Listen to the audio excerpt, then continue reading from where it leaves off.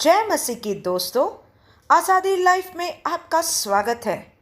Word of encouragement by pastor दया।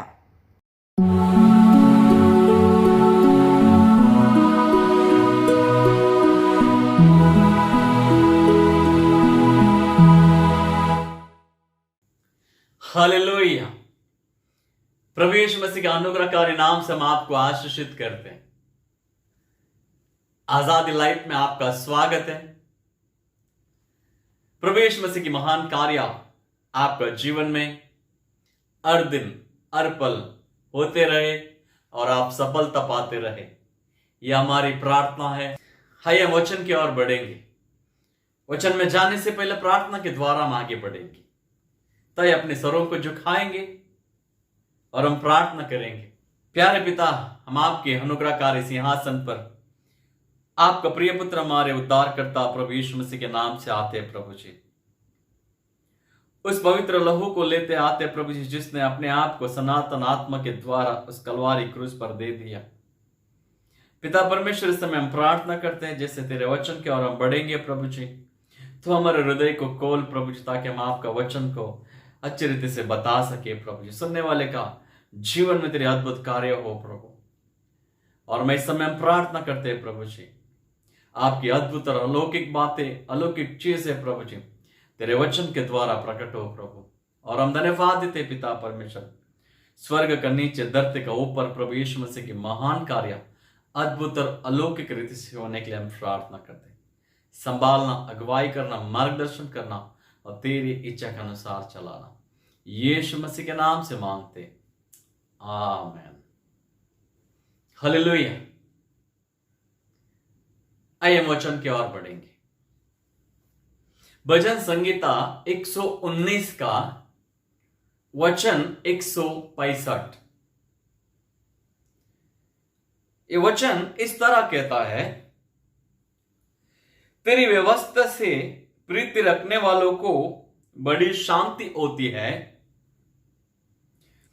और उनको कुछ ठोकर नहीं लगती। हालेलुया। फिर से एक बार हम परमेश्वर का वचन में देखते हैं, एक महान रीति से हमें आश्वासन देते हैं। जो भी व्यक्ति उस परमेश्वर का व्यवस्था यानी कि परमेश्वर का नियम और आज्ञा, उसका जो पालन है, जो व्यक्ति कड़ाई से और यत्न से उसका पीछा करता है, उसका जीवन में कोई भी हानि नहीं होगा। ये मैं नहीं कह रहा हूं, वचन बताता है। और आगे इस तरह भी बताया है, और उसको कुछ ठोकर नहीं लगेगी।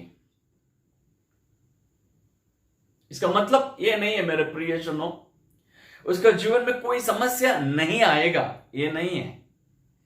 बहुत सी चीज सामना करना पड़ेगा, ये जिंदगी है। इस धरती पर मनुष्य का रूप धारण करने के बाद उसके जीवन में कई सारे परीक्षा आता है, कई सारे प्रॉब्लम्स आता है, समस्या जीवन में आता है।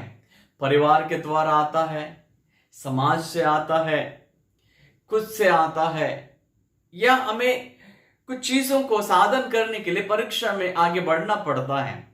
लेकिन यहां पर वचन कहता है उसके ऊपर कोई विघ्न यानी कि उसके ऊपर कोई हानि या ठोकर नहीं होगा। मतलब उस परिस्थिति में वो वैसे का वैसे ही नहीं रहेगा, परंतु उस परिस्थिति से वो आराम से बाहर आएगा, ताकि वो परमेश्वर उसे मदद करेगा वहां से बाहर आने के लिए। हालेलुया।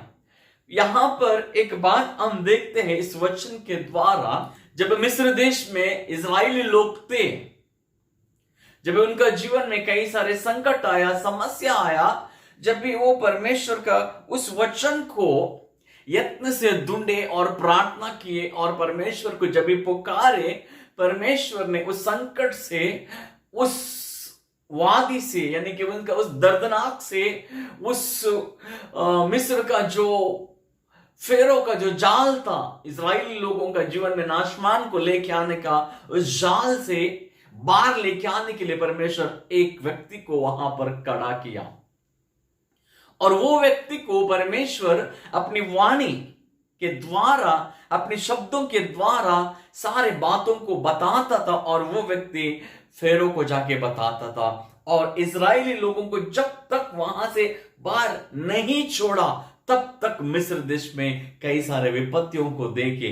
लेकिन अब वहां पर देखते हैं बाइबल में, अगर आप निर्गमन ग्रंथ का पहले अध्याय से आप आखिरी अध्याय तक आप देखिएगा, लेकिन उन हर एक पन्नों में हम देखते हैं जब परमेश्वर ने मूसा को वहां पर खड़ा किया, उसके बाद हम देखते हैं इजरायली लोगों के ऊपर कोई विपत्ति वहां पर नहीं आया।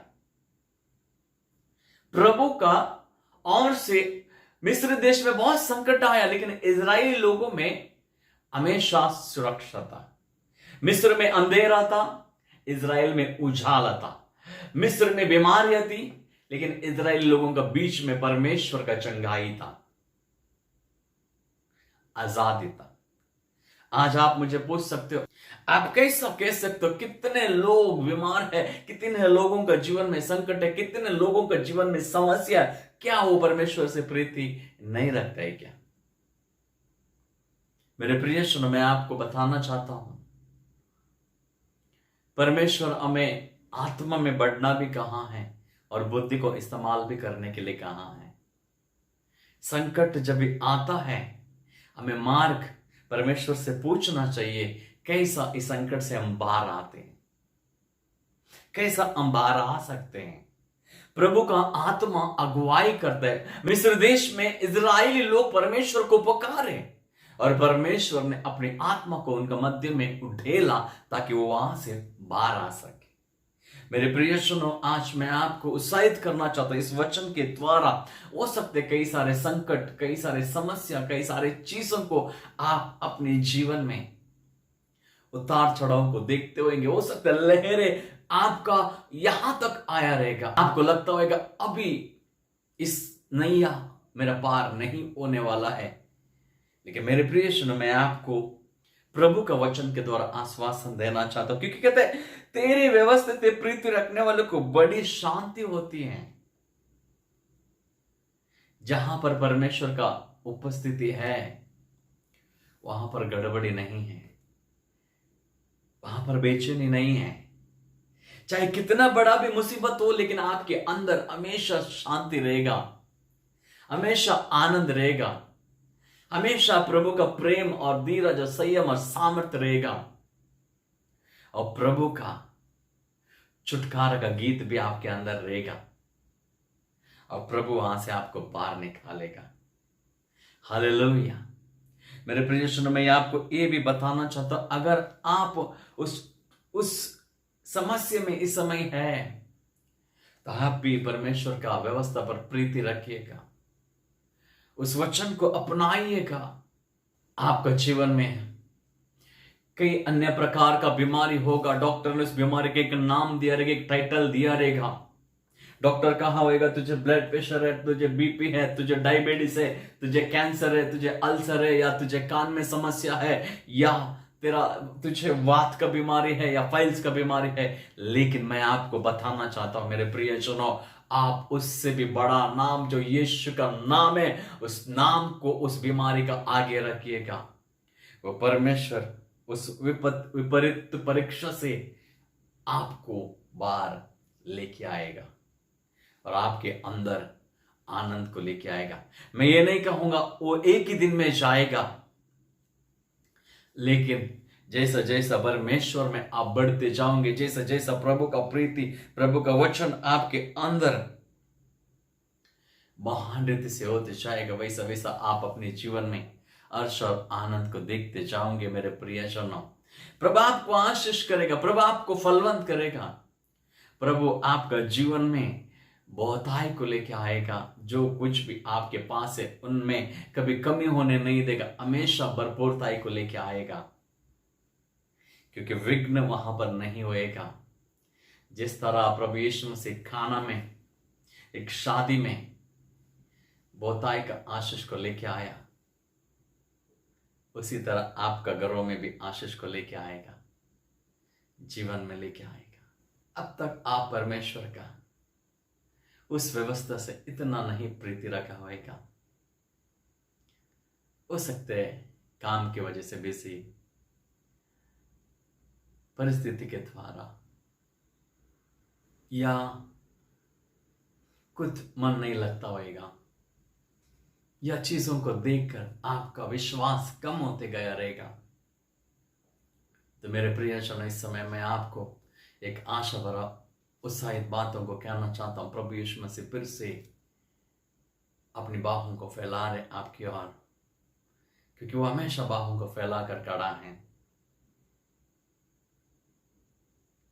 अगर आप उस व्यक्ति हो इस समय मेरे पीछे इस प्रार्थना को कहिएगा, प्रभु यीशु मसीह मुझे सहायता कीजिए प्रभु आपके करीब आने के लिए। मुझे सहायता कीजिए आपके वचन को समझने के लिए। मुझे सहायता कीजिए प्रभु जी आपकी इच्छा के अनुसार चलने के लिए। और प्रभु जी मेरे जीवन में प्रभु जी सबसे ज्यादा प्रीति मैं आपसे रखूं, वैसे हृदय आप मुझे दीजिए और मेरे पापों को धोकर शुद्ध कीजिए और मेरे हृदय में नई आत्मा दीजिए ताकि मैं और करीब आपके आ जाऊं। ये प्रार्थना मैं यीशु के नाम से मांगता हूं, आमीन। हालेलुया। आशा करता हूं प्रभु महान कार्य करेगा, पवित्र आत्मा आपको मदद करेगा, अगुवाई करेगा और चलाएगा और आप बहुत से आशीषित होंगे। आइए हम प्रार्थना करेंगे। प्यारे पिता, इस समय हम प्रार्थना करते पवित्र आत्मा की सामर्थ्य और अभिषेक के द्वारा प्रभु इस समय हम प्रार्थना करते उन लोगों के लिए प्रभु जी जिनका जीवन में प्रभु जी समय संकट है, दुख है, दर्द है, पीड़ा है प्रभु जी, उन हर एक व्यक्ति को तेरे हाथ में सौंपते प्रभु जी, जो तेरा वचन को प्रीति रखते प्रभु, तुझे जानने लगे प्रभु जी, तेरे करीब आने लगे, तुझे समझने लगे तू कौन है, तेरी महिमा क्या है, तेरा वर्णन क्या है प्रभु जी। सभी लोगों के जीवन में तेरी अद्भुत और अलौकिक कार्य को करना और तेरी शांति, तेरी दया उनमें बना रहने के लिए हम प्रार्थना करते। खास करके प्रभु जी इनके आंखों को खोल दे ताकि तेरी व्यवस्था की बातों को समझ सके और तेरे प्रभु जी महान अद्भुत बातों को जान सके और अपने जीवन में प्रभु जी तेरे द्वारा संपूर्ण सुरक्षा को वो पाने वाला बन सके प्रभु जी। प्रभु हर एक प्रकार का प्रभु जी विपत्ति से, हर एक प्रकार का बीमारी से, हर एक प्रकार का प्रभु जी शैतान की योजना से इन्हें बचाए रखना और आपके लिए गवाही बनाना प्रभु जी। प्रभु इस समय हम प्रार्थना करते खास करके जो छोटे बच्चे हैं प्रभु जी, उन बच्चों को प्रभु जी जीवन की ओर बढ़ाना और उनके अंदर तेरी मार्गदर्शन को लेके आना प्रभु जी। स्कूल बंद है प्रभु जी, ऑनलाइन पढ़ाई है, लेकिन बच्चे प्रभु जी अच्छी स्टडी करने वाला बने, अच्छी एजुकेशन में बढ़ने वाला बने और अपने जीवन में प्रभु जी अद्भुत और अलौकिक बातों को, चीजों को तेरे द्वारा देखने वाला बने। ऐसी मार्गदर्शन सभी बच्चों के जीवन में भी करना। और उन माओं को हम प्रार्थना करते हैं जो बच्चों के लिए प्रभु जी हर दिन प्रार्थना कर रहे ताकि वो वचन पढ़ने के लिए कहते हैं, प्यार करने के लिए परमेश्वर से कहते हैं। माओं को भी तो आशीष कर, अनुग्रह कर, तेरी भलाई से भर। यीशु मसीह की महान और सामर्थ्य और अभिषेकित नाम से हम मांगते हैं। उसी तरह हम प्रार्थना करते हैं प्रभु जी, जो भी लोग कोरोना वायरस के द्वारा पीड़ित है प्रभु जी, समय क्वारंटाइन में है, सभी लोगों को कंप्लीटली चंगा कर छुड़ा नई जिंदगी दे प्रभु जी। आप उन्हें बचाना और उन्हें नया जीवन देना, वो आपके लिए गवाही बने। यीशु मसीह के नाम से मांगते, आमीन। God bless you. आशा करता हूं प्रभु आपको इस वचन के द्वारा बहुतायत से आशीषित किया है और आपका जीवन फलवंत होगा। यीशु मसीह के नाम से। God bless you.